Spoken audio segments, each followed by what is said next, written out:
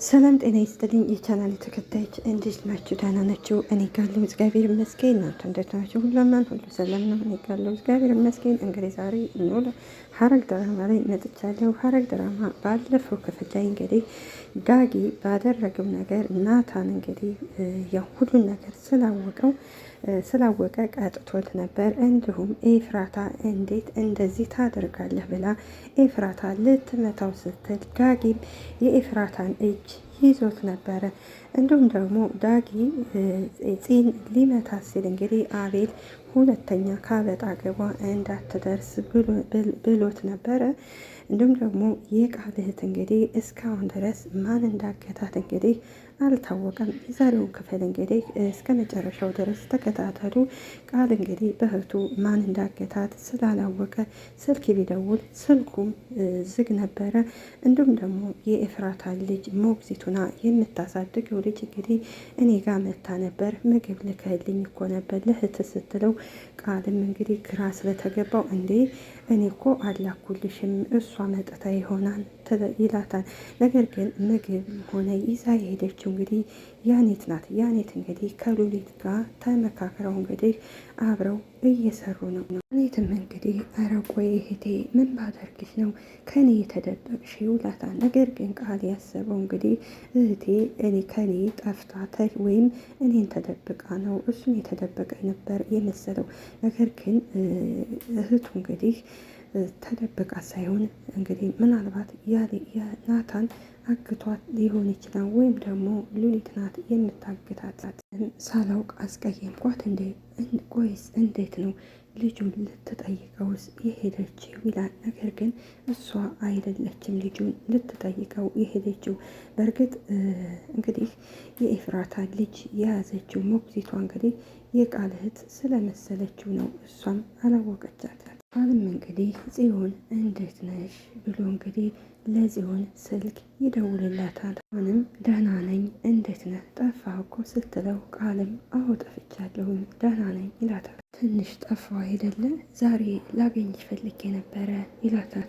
እንግዲህ ይቻላል እሺ የት እንገናኝ ስትለው ቃልም ከቤት እመጣለሁ ይላታል። ቃልም እህቴ አንድ ነገር እንዳትሆንብኝ እንጂ ምናልባት ደግሞ ልታውቅ ትችላለች ሀኒ የት ነሽ ይላል። እንግዲህ ቀጥታ ናታን ቃልም እንግዲህ ወደ ጽዮን ቤት ነው ሄደው እንግዲህ ጽዮን እንዴት ነሽ ይላታል። ይህም ሳቅትልና እንዴት ነህ ትለዋለች። ነገር ግን ባለፈው ሉሊት እንግዲህ የገንዬን ፎቶ አንስታ ስለነበረ እንግዲህ ግድግዳው በሙሉ እንግዲህ የገንዬ ፎቶ ስለነበረ እሱም ተገርሞ ፎቶውን ፍጠጥ ብሎ ያየዋል። ናታንም ይሄ ቃልም ይሄ ምንድን ነው ብሎ ይጠይቃታል። እንግዲህ ፎቶውን ልታወርደው ስትል ሉሊት እየሮጠ ትመጣና አንቺ እንዳታወርጂው ነግሬሻለሁ ትላታለች።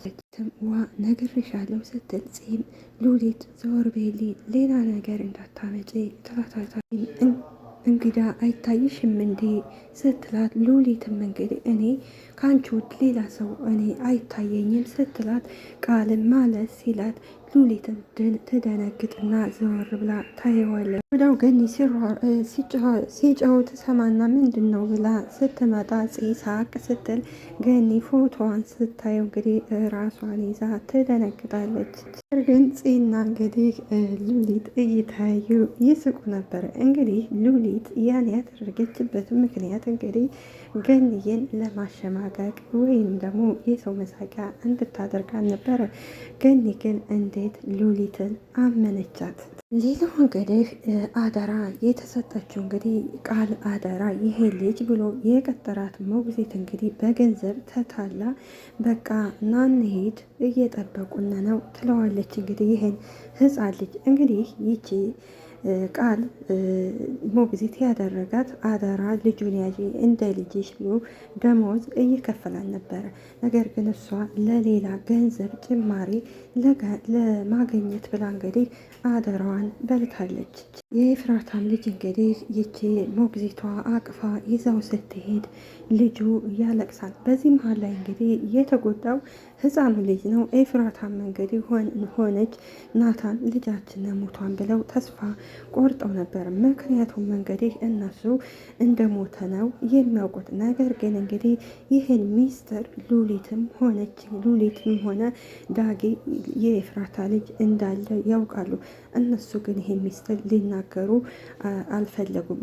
ሌላው ናታን ይሄ ማለት ቃል እንግዲህ የኤፍራታን ልጅ የደበቀበት ምክንያት እንግዲህ የገዛ አክስቱ ወይም ደግሞ የኤፍራታ የወንድሞቿ የእህትና የወንድሞቿ እናት ናት። እንግዲህ የኤፍራታ ልጅ እንዲገደል ያዘዘችው ለአክስቱ እንግዲህ ልጁን ገድየዋለሁ ብሎ ነው የነገራት እና ቢያንስ ልጃቸውን ሰጥተው ከዛ በኋላ እነሱ ጥንቃቄ እንዳደርጉ ማድረግ ይችል ነበር።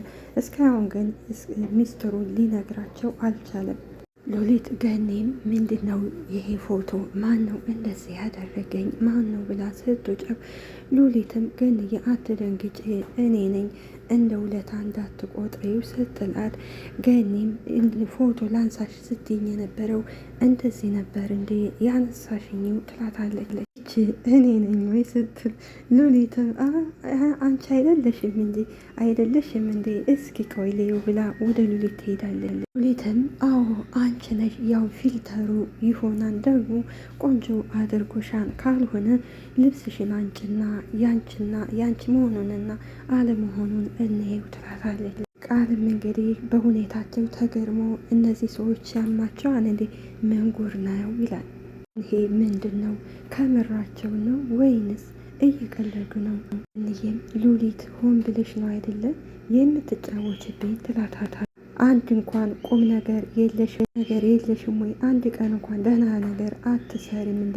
ኧረ ተይ ግደለሽም ስትላት እንግዲህ ሉሊትም እባክሽ ተይ ደግሞ አንቺ ትላታለች። እኮ ሂጄ ፎቶሽን ያሰራውልሽ እንድታመሰግኝ ነው የገባትም እንደ ሆ ብላ እንግዲህ ሉሊትን ባቅማ ትቆጣለች። ብሎ ፎቶ አንሺ እኔ ብሎ ደግሞ ፎቅ አዛኝ እንግዲህ ገንዬ በንደት እንግዲህ ግድግዳ ላይ የነበረውን ፎቶዋ ስታነሳ እንግዲህ ሉሊት ሆ አንቺ ሰው ያንሻን እንዴ ትላታለች። ከዛ እንግዲህ ጺም ስትናገር ሉሊትም አንቺ ዝም በይ ከትልቅ ሰው ወሬ አትግቢ ትላለች። ናታንና እንግዲህ ኤፍራታ አብረው ቁጭ ብለው እያወሩ ለናታን ስልክ ሲደወልለት ስልኩን ሲዘጋ ኤፍራታም አንሳው እንጂ ስልክ ስትለው ናታንም አይ ተይ የስራ ስልክ ነው ይላል። እሺ እደውላለሁ ሲላት ጺም ቆይ እንደዛ ከሆነ እሺ ስትለው ስልኩ ሲደወል ድጋሚ ከዛ በኋላ ስልኩን ያነሳውና ቆይ መጣሁኝ ይላትና ጥሎት ይሄዳል። አለመንገደ ጺን እኔ ምልሽ ሁል ጊዜ እንደዚህ ነው እንደ የሚሆኑት ብሎ ይጠይቃታል። እየቀለዱ ነው አይደል ሲላት ጺ ተዋቸው እባክህ እነሱ ራሱ የሚያደርጉትን ነገር አያውቁም ትለዋለች። ግን እኮ እውነታቸውን ማለት ሁኔታቸው የእነሱ እድሜ አይመስልም። እንደዚህ ከሆነ ደግሞ ሁሌ ሳቅ ነው አይደል አይደብርሽም ይላታል። ይሄ ደግሞ ምን ነው ደስ የሚለው ከዚህ ቤት እኮ ሁል ጊዜ ግርግር እንደተፈጠረ ነው። ደማመጥ እኮ አንዳንድ ጊዜ ደግሞ አስፈላጊ ነገር ነው። እኔ ምልህ ቆይ አንተ ግን ሁል ጊዜ ይደብርሃን እንደ ብላ ትጠይቀዋለች። አለም ኧረ እኔ አይደብረኝም ይላታታል። እርቅ የሆነች እህት አለችኝ እኮ ስለዚህ አይደብረኝም ይላታል። ከዛ ትስቃለች። የምልሽ ባለፈው የመጣችው ልጅ የለችም እንደ ብሎ ይጠይቃታል። እንግዲህ ባለፈው የመጣችው ልጅ ያለው የገዛ እህቱ ናት።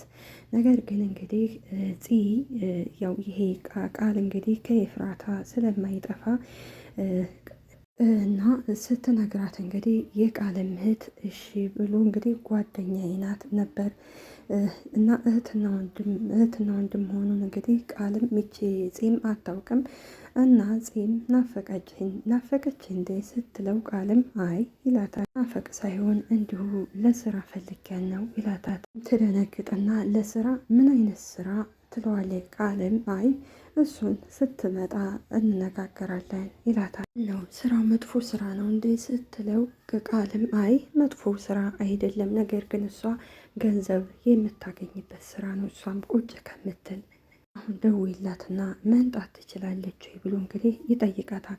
ይህን ያለበት ምክንያት እንግዲህ ቃል ለእህቱ ሲደውልላት የእህቱ ስልክ እንግዲህ ዝግ ስለሆነ ከፂ ጋር ደግሞ ጓደኛሞች ስለሆኑ ለዛ ነው እንግዲህ እህቱ የት እንዳለች ለማወቅ ፈልጎ ነበረ። ነገር ግን ፂም እንግዲህ ስትደውልላት ስልኳ ዝግ ነው። እህቱ እንግዲህ ወይ ናታን ወይም ደግሞ ሉሊት ወይም ደግሞ ያቺ ያኔት ተብዬዋ ነው እንግዲህ ከሶስቱ አንዱ ነው ያገቷት። እንዲህ ስልኳ እኮ አይሰራም። ቆይ አንተ እንዴት አወቅ ስልኳ እንደማይሰራ ደውለህላን ነበር እንዴት ስትለው ቃልም አይ አልደወልኩላትም ይላታል።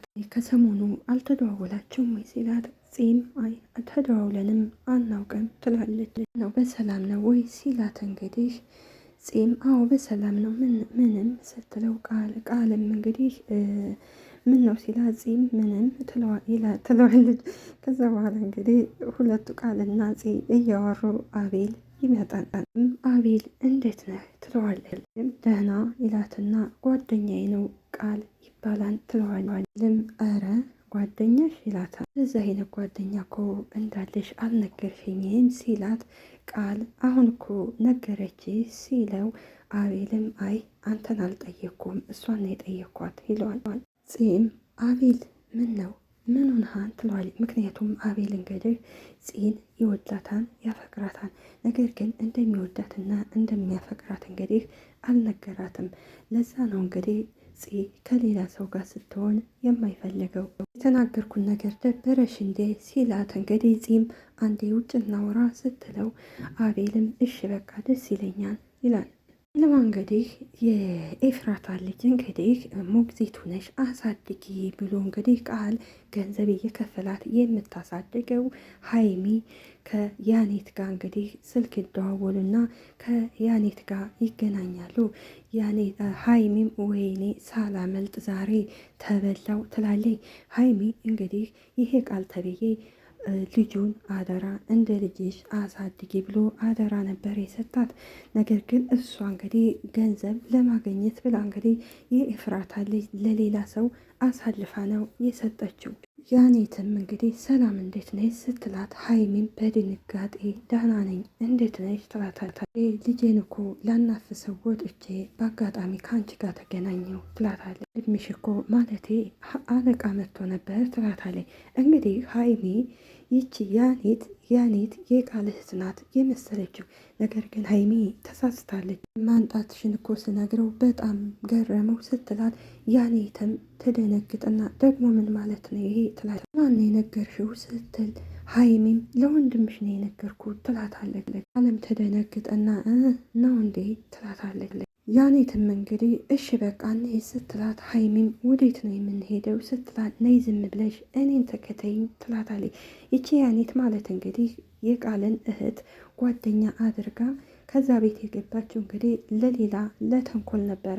ነገር ግን ቃል እንግዲህ ተንኮሏ ምን እንደምትሰራ ደርሶባታል። ሆነ የምወስድሽ ቦታ አለ ስትላት ሀይሚም አይ አሁን እንኳን ህፃኑን ደክሞታል፣ በጣም ስለደከመው እሱን ይዤ መመለስ አለብኝ ትላታለች። እኮ ገብቶኛል፣ ግን የሆነ ቦታ እምወስድሻለ ከዛ በኋላ ትመለሻለች ትላታለች። ሀይሚም እሺ በቃ ካልሽ ስትላት እንግዲህ ያኔትም አንዴ ስልክ ላውራና እንሄዳለን ትላታለች። እንግዲህ ይቺ ሀይሚ ቢያንስ ይቺ ልጅ እንግዲህ ወይንም ለቃል ወይም አለቃ ለምትለው እንግዲህ ለሱ ደውላ እህት መታ ነበር እህት የሆነ ቦታ ልትወስዴ ነው ማለት ትችል ነበር። ምክንያቱም ይሄ ቃል እንግዲህ ለሀይሚ የኤፍራታ ላይ አደራ ብሎ ነበር እየሰጣት። የትም ስልክ ስደውልና ለደውለችላት እንግዲህ እንዴት ነች ስትላት እንግዲህ ያኔትም አግኝቻታለሁ ሴትዮዋን ትላታለች። ወደ መኪናው ይዣት ልሄድ ነው ምን እናድርግ ስትል እንግዲህ የደወለችው ለሉሊት ነው። ከዛ በኋላ ምን እናድርጋ ስትለው እንግዲህ ታሬ አለ አይደለ ያው ምን ማድረግ እንዳለበት እሱ ያውቃል። ስለዚህ ሴትዮዋ ትወገድ ትላለች። እንግዲህ ማድረግ ያለብን ያው ሚስጥራቸው እንዳይወጣ እንግዲህ ይችን እንግዲህ የኤፍራታ ልጅ ሞግዚት የሆነችውን ወይንም ሀይሚን እንግዲህ ሊያስወግዷል ነው። ያኔትም እንግዲህ ወይት አባቷ አናዳኝ ነበረ እሰራላታለሁ ትላለች።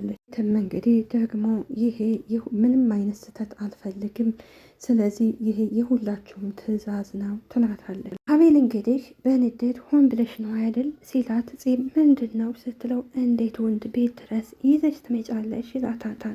ደግሞ ጓደኛዬ ነው ብለሽ አስተዋወቅሽ እንዲቀና ነው ወይ ይላታታል። ይህም ትስቅና ቆይ አቤል አታስቀኝ እንጂ ምክንያቱም ደግሞ ቀንታህን ስትለው አቤል አይ አልቀናሁም ይላታል። ሌላው እንግዲህ ገንዬ እንግዲህ ዳጊን ስትናገረው ለምንድን ነው እንደዚህ የምታደርገው ምን ሆነ ነው ብላ ስትቆጣው፣ ዳጊም እንግዲህ ገኒን ገፍትሮ ይጥላታል። ገኒም ከዛ በኋላ ራሷን ስታ ትወድቃለች። ደግሞ ከቤት ማንም ሰው የለም ነበረ እንደ አጋጣሚ። ከዛ በኋላ እንግዲህ ሲመጡ እንግዲህ ገንዬ ራሷን ስታ ወድቃ ስለሆነ ገንዬን አንስተው እንግዲህ ወደ ሐኪም ቤት ይሄዳሉ። ዳጊ እንግዲህ ይሄን ቃልን እንግዲህ ይሄውልህ አሁን ሁሉንም ነገር ገንዘብ ስጠኝ፣ ገንዘብ ትሰጠኛለህ፣ ካለበለዚያ ደግሞ ሚስጥሩን እናገራለሁ ሲል ቃልም እንግዲህ አንተ ላይ ቀስ ብለህ ሄደግ ገንዘብ እንዴት እንደሚገኝ ራሱ አንተ አታውቅም፣ እንዴት ነው የገዛሃትን ልጅ በገንዘብ የምትደራደረው ሲለው ቃል ይሄ ሲለው ዳጊም እኔ እሱን አይመለከተኝም ይለዋል። አለይውልህ እስከ ነገ እጠብቅሃለሁ፣ ገንዘቡን ካላክልኝ ሁሉንም ነገር እናገራለሁ ሲል ቃልም እንዴ ያለ ማስረጃ ዝም ብሎ ይናገራል እንዴ? እስኪ ሞክረው ምን እንደሚደርስብህ አታውቅም ብሎ እንግዲህ ቃልም ናት ይሄ አቤል ይሄ ዳጊን ያስፈራራል። እንግዲህ የኤፍራታን ልጅ ካስቀመጠበት ቢሄድ እንግዲህ ከቤት ሲገባ ባዶ ነበር ቤቱ፣ ማንም የለም። ቃልም ይደነግጥና ሀይሚ ይላል። ሀይሚ ግን እንግዲህ ምናልባት እንግዲህ እሱ ካልደረሰ እንግዲህ እሷም ህይወቷ ላይ አደጋ ነው የሚሆነው። የኤፍራታም ልጅ እንግዲህ ለሌላ ሰው ነው ተላልፎ የሚሰጠው። ከዛ እንግዲህ ቃል እንግዲህ ሀይሚን ሲያጣት እንግዲህ ቀጥታ ለጓደኛው ሲደውል ጓደኛውም ሄሎ አለቃ ሲለው ሀይሚን አይታታን ወይ ከአንተ ውጭ ሌላ ሰው ያያሰዋል ወይ ሲለ ጓደኛውም እንግዲህ አይ ሌላ ሰው ያየ የለም ሲለው ቃልም በንዴት ወይኔ ጉድ ሆንኩኝ ይላል። ቃል ከመጀመሪያውም እኛ ብለን ነበር የኤፍራታ ልጅ ለኤፍራታና ለናታን አስረክብ ብለን ተነግረ ነበር፣ ነገር ግን ሊገባው አልቻለም።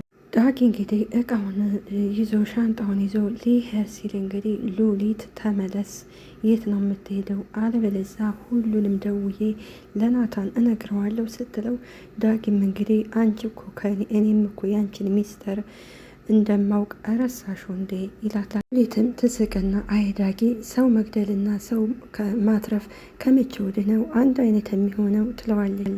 ግን ስልክ እያወራች ስለሆነ ከያኔት ጋር እንግዲህ ዳጊንም ቶሎ ግባ ሄድ ስትለው ዳጊ እንግዲህ ሉሊት ሳታየው ወጥቶ ይሄድ። ኤፍራታ እንግዲህ ስለተጨነቀ እንግዲህ ናታን እንግዲህ ከቤት ወጥቶ ስላልተመለሰ እንግዲህ ምክንያቱም እዚህ ለናታን ደውላ ገንዬ ራሷን ስታ ወድቃለች ድረስልን ስትለው ናታንም እየሮጠ ነበር ሄደው።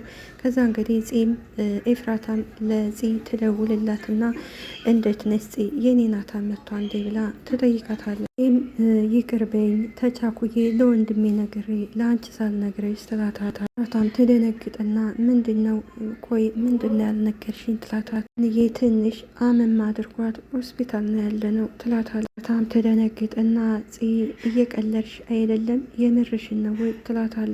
ኤፉዬ ምን እያልሽ ነው በዚህ ሰዓት እንዴት እቀልዳለሁኝ ትላታል። ኤፉዬ ተረጋጊ እንጂ ይኸውልሽ ገንዬ አሁን ደህና ናት፣ ማየት የምትፈልጊ ከሆነ ወደ ቤት ይዘናልን እንመጣ ስለሆነ ወደ ቤት ሂጂ ብላ ትነግራታለች ለኤፍራታ። ኤፍራታ ስልኳን ዘግታ ወይኔ ምን ሆና ይሆን ብላ እንግዲህ ወደ እነዚህ ቤት እየሮጠ ትሄዳለች። ወዲያው እንግዲህ ቃል ይመጣን። ቃል እንግዲህ ከዚህ ቀደም እንግዲህ ሉሊት የኤፍራታ ልጅ እሱ ጋር እንዳለ እንዳልሞተ እንግዲህ ነግራው ስለነበረ ቀጥታ ወደ ሉሊት ይመጣል። እንዴት ነሽ? አንቺን ፈልጌ ነው ቤት ድረስ የመጣ የመጣሁት ስታደርጊው እንደነበረው መጃጃልና ቀልድ አልፈልግም ሚላታን ኮስተር አልቆጭ ሲል እንግዲህ ሉሊትም አንተ ምን አይነት ደፋር ብትሆኑ በዚህ ሌሊት በጨለማ የመጣኸው ትለዋለች። ልጁን አንቺ ነሽ አይደለ የወሰድሽው ብሎ ይጠይቃት። ሉሊትም እንግዲህ እየዋሸች ማለት የምን ልጅ ነው እኔ